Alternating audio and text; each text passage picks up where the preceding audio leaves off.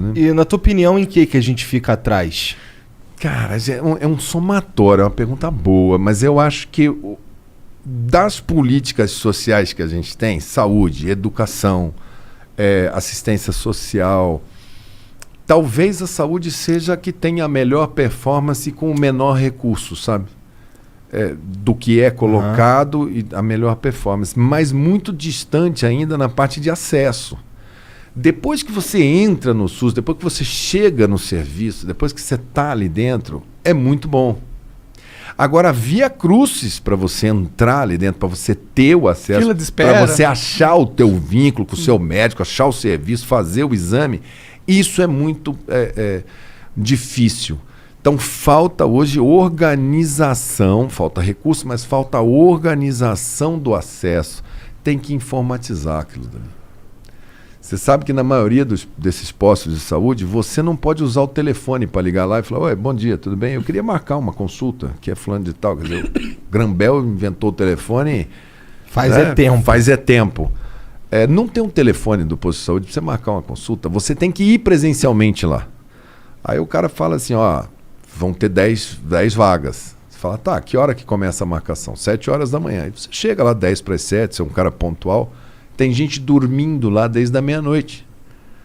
Não, eu já cheguei lá no Rio, lá no posto da Xuxa, que era lá no Jacarezinho, 4 horas da manhã, pô. É muito bruto o sistema. Hoje que você poderia fazer um agendamento usando um celular, um aplicativo. Vou marcar, tudo bem, você ter uma consulta daqui a uma semana, na véspera, vir uma mensagem, atenção, amanhã, tal horário, você está lá marcado. Sim. E o SUS não chegou no telefone, quanto mais na informatização. Então, acho que um trabalho forte de aprimoramento, de acesso ali dentro, porque nessa mesma fila que fica o cara que quer ver se ele está com dor de cabeça, também fica a mulher que está com câncer de mama. E é foda, né? Porque, e são times diferentes, porque você fala, essa daqui precisa andar, então precisa ter um regulador desse tráfego aqui atrás. Porque são situações que, se você deixar na fila linear, tem 50 caras com caspa e um infartado em 51. E aí você vai ter um problemão se você ficar esperando os 50 caras com caspa. Então, além de você informatizar para você gerenciar, para você fazer a gestão clínica daquilo dali. Agora, a gente já deu passo muito importante, estratégia de saúde da família melhorou muito isso, que são unidades menores que atendem no local, precisa melhorar a capacidade de solução. A formação do médico brasileiro, ela precisa ser rediscutida. Acho que nessa pandemia agora isso ficou muito claro, né? Muita gente perdida, cada um falando uma coisa, quer dizer, não tem uma coisa de academia. Então tem muita coisa para fazer, mas eu vou lhe dizer uma coisa, se não fosse o SUS nessa pandemia agora, a gente ia ter uma barbárie. Porque um dos principais fatores de empobrecimento no mundo é atendimento em saúde em situação grave. Você imaginou essa quantidade toda de gente em CTI sem condição de enfrentar, de pagar? Você precisa ver os dramas que estão rolando na Índia, estão rolando em países que não têm cobertura. Nos Estados Unidos, muita gente não foi para o hospital e morreu. Não porque não soubesse da gravidade, mas porque não tinha dinheiro. Tinha medo de falir, né? Fale. Porque nos Estados Unidos é isso, né? Fale. Qualquer continha lá é contona, $1 milhão, né? Contona. Eu fiquei lá um tempo, lá é contona. Eu curto toda a ideia do SUS, tudo que o SUS se propõe a fazer, eu acho do caralho. Por exemplo, cuidar de gente lá no Amazonas, ou sei lá. Tudo. Sabe? Tudo. Mas eu não gosto do jeito como é gerenciado o bagulho. Gerenciado, o acesso eu não gosto desse termo humanização, né? Porque nós somos todos humanos, você não pode falar, vamos fazer uma política de humanização. Peraí. Então a gente estava tratando os outros como lixo, é isso? Não, né? Eu não gosto dessa palavra. Mas o acolhimento, o acesso, entra aqui. Por que quando é público, por exemplo, você tem que fazer um banco de cimento? Não dá para fazer uma cadeira legal? Estofada? Temos algum problema com cadeira estofada? Tudo bem, pode ser que ela gaste mais que a outra, mas a gente está falando de gente que está indo numa situação, não está indo lá por prazer, não está indo... Fizemos estádio de futebol com cadeiras confortáveis, padrão FIFA. Pô, e na hora que o cara tá frágil, que é a hora que ele tá indo pra saúde, ele já tá angustiado. Ninguém vai no hospital porque tá feliz, né? O posto de saúde. Não vai. O cara vai em saúde, ele fala assim, cara, foi bom lá, mas injeção doída, né? Sempre ele fala, o médico demorou, apertou minha barriga lá embaixo, precisa ver. É sempre assim, né? Sim. Ninguém vai naquilo dali esperando uma experiência prazerosa. Então eu acho que a gente precisa sair daquela coisa de, tem muito hospital que o cara fala assim, não, essa entrada aqui é a do plano de saúde. Aí você vai ver, tem uma cortininha, um ar-condicionado, uma menina e tal. Vai a do SUS, do outro lado da quadra. Aí você vai lá, fala, pô, mas é no mesmo hospital, quer dizer, são mesmas pessoas, estão tratando o mesmo. Então eu acho que isso que você fala, essa sensação, embora a gente tenha ilhas dentro do SUS que são maravilhosas, que são bem melhores que as coisas. Essa era a minha próxima pergunta. O que tem de legal pra caralho no SUS em relação às paradas do mundo? Tem muita coisa. Olha, nós somos o sistema que mais faz transplante de órgãos no mundo público. Todo transplante de órgão é SUS. Coração, pulmão, córnea, rim. Então nós estamos tudo ali dentro.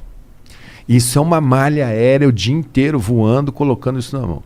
Além da gente pegar o órgão, trazer, colocar, fazer, a gente dá todo o suporte de todas as medicações e, acredite, bem, de custo super elevado. O sistema de vacinação do SUS é considerado no mundo inteiro um parâmetro de excelência. Nós somos bons para vacinar. É que agora não compraram a vacina. Foda, né? Meu amigo, você pode ter uma Ferrari. Se você não botar gasolina, você vai ficar olhando para ela. Fala, cara, sabe esse carro aqui? Bonito, hein? Lindo, anda 280. Só que vamos dar uma volta, pô, só tem 5 para botar 1 litro, só vai entrar na garagem. Aí não dá. Sim. Mas é um... Ou 5 não dá botar 1 litro, não. Tem que ser 6. 800 ml, então. Chorinho.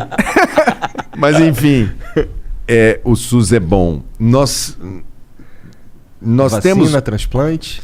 Tabagismo, cigarro. E essa parada aqui. Essa parada aí. Nós começamos... Com 41% da população fumava quando o SUS começou a fazer a política antitabagista. Nós estamos com 9% da população tabagista e quando a gente baixar de 5%, a gente vai ser o primeiro país tabaco-free do mundo e o SUS é quem está levando o Brasil nessa direção. É uma constelação de políticas. Isso reduziu o câncer de pulmão. Isso é um exemplo de medida preventiva feita pelo SUS com alcance de grande parte. Dá para medir que as pessoas de fato estão parando de fumar pelas doenças que não estão aparecendo? Sim. É o indicador. Você fala, cara, se a gente fizer isso daqui, se o cara está dizendo, se não, isso vai diminuir tanto, você aposta e vai medindo. É um gráfico. Tá. Você fala, opa, tô melhor aqui porque é um conjunto de coisas. Isso é legal que você está falando, porque eu já ouvi de algum outro político aí falando que do lance do cigarro que está diminuindo e tal. E a gente sempre levanta, mas e o contrabando? Mas o contrabandeado, ele também causa câncer. E se a gente tem o câncer diminuindo, então de fato está funcionando. Está funcionando, mas isso é um fenômeno global também. Fumava-se muito mais antigamente do que fuma hoje. Sim. Só que aqui você teve... Mas era, na minha adolescência, na minha juventude... Você ia em, por exemplo, baile, festa. Hoje ninguém mais vai em baile, né? Eu ia em baile. Baile funk, né? Eu ia em baile de debutante, aquela coisa. Amostra grátis. Mesmo? Vinha 4 cigarros numa caixinha era propaganda da indústria. Então você estava ali na fila para entrar, passava normalmente uma menina, uma pessoa, amostra grátis para todo mundo. Essa é a melhor propaganda. Você entrava lá dentro, o cara falava, e tá o fósforo junto, tá?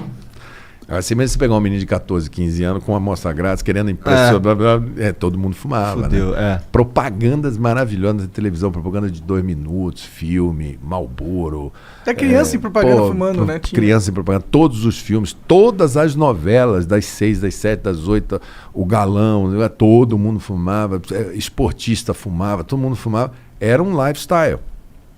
E aí começou um movimento mundial para diminuir, para baixar a pilha daquilo ali. O Emerson Fittipaldi, campeão do mundo, Porra, McLaren, Marlboro lá. Mas eu acho esse número de 9%, não sei, eu tenho a sensação que é mais que 9% do que fuma. É porque você tá num nicho. Que muita gente fuma, né? Pode ser. Que muita gente fuma e faixa etária, né? Porque a tendência é você concentrar numa fase. Depois, muita gente que vai passando tempo vai parando de fumar. Sim. É raro uma pessoa começar a fumar aos 40 anos. Eu acordei hoje, vou começar a fumar hoje. Verdade, né? verdade. O cara começa a fumar 18, 20, 15, 16. Cada um tem 14. Sua história. Mas era muito comum. A parte de dentição no SUS é muito forte, odontologia. Vocês talvez não tenham visto a quantidade de... O Brasil era o país dos banguelas. A gente não tinha dente, porque a gente nunca preveniu cárie dentária e nunca tratou. Muita gente não sabia nem o que era uma escova de dentes. Foi um trabalho de base nos últimos 40 anos, que hoje você vai lá no meio rural, vai na escola, tá lá o menininho aprendendo, que é uma coisa que para você fala assim, pô, não é possível que isso seja um problema. Um problema. E é um problemaço. Então o SUS durante 10, 15 anos colocando prótese em todo mundo, que o cara tem direito a sorrir, né? Nesse mundo vai de ajudar ele a imagem, conseguir né? emprego, autoestima, tudo. Eu acho que nisso daí tem um dedo, tem uma mão forte do SUS. A parte de... Aqui em São Paulo tem muito centro de excelência. O INCOR de São Paulo, o Luci Montoro de reabilitação, o SUS dentro de todas as universidades. Você sabe que a USP tem 1.200 patentes de coisas. Tem uma patente de um remédio que foi financiado com recursos também do SUS, que é o principal item de receita de todas aquelas descobertas. Então, o que o SUS investe em pesquisa retroalimenta. O Butantan está aí fazendo a vacina e a Fiocruz, as duas são custeadas pelo SUS. Entendi. Todo o sistema de água, essa garrafinha d'água que você está tomando aí, SUS. Todo o rango que você comeu teve que ser fiscalizado. A fiscalização, a procedência, a dosagem, se tem agrotóxico demais, se tem de menos, SUS. E o direito dessas patentes? E a gente, às vezes, fica no SUS olhando mais aquela coisa emblemática. Pô, fui na emergência, tava um caos, a gente no chão... Mas o sistema é muito grande, é gigantesco. Pra mim o SUS, quando eu pensava em... O meu terror era ir pro Salgado Filho, lá no Meier, no Rio de Janeiro. Ele virou propaganda de plano de saúde há muito tempo, que o cara falava assim, compra esse plano de saúde, senão você vai pro SUS, né? É o Salgado Filho. Mas ele tá melhorando, tá melhorando. O SUS já foi muito menos forte, ele tá ficando cada vez mais forte. Ele vai se impor como o lance sistema. desse que você falou aí, desse trabalho de base, que foi iniciado há, sei lá, décadas atrás, eu acho que, foi feito décadas atrás o caminho certo. Que era começar um bagulho de base, que não dá voto, não dá, silencioso. Mas ele vai criar uma sociedade mais forte. É o que eu sinto falta na educação. Eu também. Sabe? Acho que a educação, de todas as nossas políticas, da quantidade de recursos que a gente coloca, é a que mais tinha que devolver mais, porque é onde a gente vai quitar essa dívida social absurda que nós herdamos aí, né?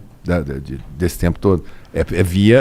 Principalmente via educação. Ela é uma avenida de saída desses programas de pobreza. Ela é a principal avenida de saída. O único jeito do cara ganhar dinheiro é ele ser educado. Ele ser educado, né? Quando você vê que o cara nasceu no Bolsa Família, viveu no Bolsa Família, casou, botou a família dele, você está perpetuando porque você não criou um caminho, um canal.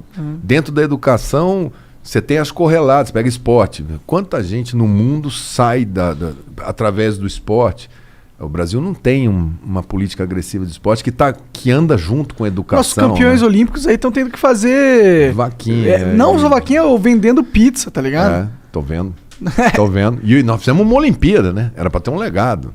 A chance de um menino de, sei lá, de Cuiabá, de qualquer cidade aí do Brasil, de São Luís, de disputar a Olimpíada de 2030, ele sendo bom hoje em algum esporte, é quase zero, porque...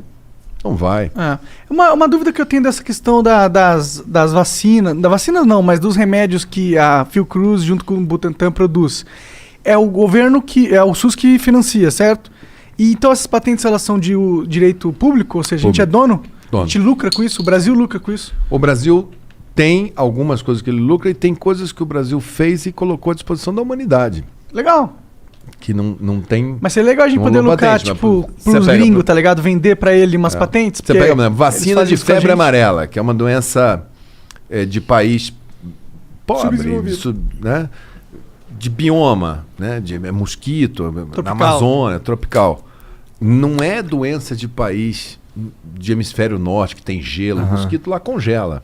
Sim. Então, a Fiocruz é a única produtora da vacina. E a gente coloca um preço super baixo para poder vacinar a África, vacinar a América Central, porque são países pobres, Sim, não com tem certeza. condição. Agora, há necessidade do Brasil se antenar numa coisa, que nós apanhamos, todo mundo apanhou. O mundo inteiro começou a comprar tudo da China, né? Mais barato. O chinês, ele coloca aqui em São Paulo, se ele põe uma máscara, essa máscarazinha que a gente está usando descartável, ele põe por 6 centavos a máscara bem aqui em São Paulo. Se vocês falam, cara, vamos abrir uma fábrica de máscara, bom negócio, né? O Brasil está comprando da China, pô, vamos fazer aqui. A nossa máscara a gente vai colocar 12 centavos. Vai ser o dobro do preço da chinesa, que vai ser feita lá e vende navio, sei lá como é que vem para chegar aqui. E esse é o nosso mínimo. O que acontece? O mundo inteiro foi comprar na China. Quando deu o início dessa pandemia, o que a China fez? Opa, vou fechar a exportação, porque agora eu estou precisando para mim. Cara, acabou máscara no mundo. Nós chegamos perigosamente aqui a ficar com 0 de máscara. Aí você fala assim, rapaz, não é só a máscara, é a máscara, é a luva que o médico usa, aquele shield, o gorro. Tudo eles fazem. E eu, na época, eu estava no ministério e o pessoal continua tendo apendicite, continua nascendo criança. e cadê a máscara? Aí você fala, usa de pano. Não tem mais lavanderia hospitalar. Então, o mundo agora está discutindo o seguinte, não dá para todo mundo colocar as fichas só lá. Então, tem que ter outros fornecedores. O Brasil tem tudo para assumir 25%, 30% dessa produção que está lá para abastecer as Américas, os Estados Unidos, porque não dá para colocar as fichas todas num país só. Do mesmo jeito que foi esse vírus, pode amanhã ou depois ser um outro problema que, se você não conseguir tirar de lá, você é dominado. Agulha, seringa, bobagem. Esse cabinho aqui, ó. Sim. É verdade. O que você está falando é que, estrategicamente, o país ele não pode depender de certos insumos para os outros. Algumas coisas você vai falar assim, cara, até uma questão de soberania, peraí. Então a gente não pode ficar nessa dependência tecnológica que a gente está em saúde. A gente gasta, manda dinheiro para pagar para os gringos, algo em torno de 38 bilhões de dólares em saúde. Só saúde, os comprimidinhos. É igual você pegar a produção de soja, que o Brasil fala, pô, nós somos uma potência, o agro. Então você pega todo soja de Mato Grosso do Sul, metade do Paraná, queima isso tudo para trazer ressonância, tomografia, comprimido. Coisa que podia estar sendo fabricada aqui. A gente não estudou a tecnologia. A gente não se apropriou disso. E tem um campo enorme. Pessoal que está em universidade, pessoal que está estudando, pessoal de biomédicas e tal, precisa ter agora a política que fala assim, cara, vamos, investidores, venham, existe uma decisão da gente ter nosso PAC. Aqueles respiradores, a gente não podia abrir. A gente não podia abrir leito de CTI porque não tinha respirador. Não tinha. Você tinha que pedir para a China. Mas depois passou a ser um problema de pessoal também, não passou? Pessoal, claro. Porque aí é uma coisa circunstancial. Não tem país no mundo que está preparado para falar assim, tinha 10 mil médicos intensivistas de CTI, agora deu uma doença aí, precisa de 100 mil just in time. Todo mundo improvisou, mesmo os sistemas mais organizados, colocou médicos com menos experiência para ser tutorados por outros, porque usar todo mundo ao mesmo tempo, ninguém se prepara para uma situação de exceção. Sim. Da exceção, né? Isso daí acontece, um vírus com essa característica desse daí, de 100 em 100 anos. Então, mas a humanidade vai ter que ficar mais esperta, porque foi pega de calça curta meio geral, né, cara? Foi uma correria, uma briga. Era país tomando máscara do outro, desviando avião. Tô ligado. O avião tá pra decolar, o cara chega ali e negocia pra mudar a rota do troço. Se bobear, muda o avião. Agora calcula se eu ia estar dentro de um avião desse. Já pensou? Probabilidade 0.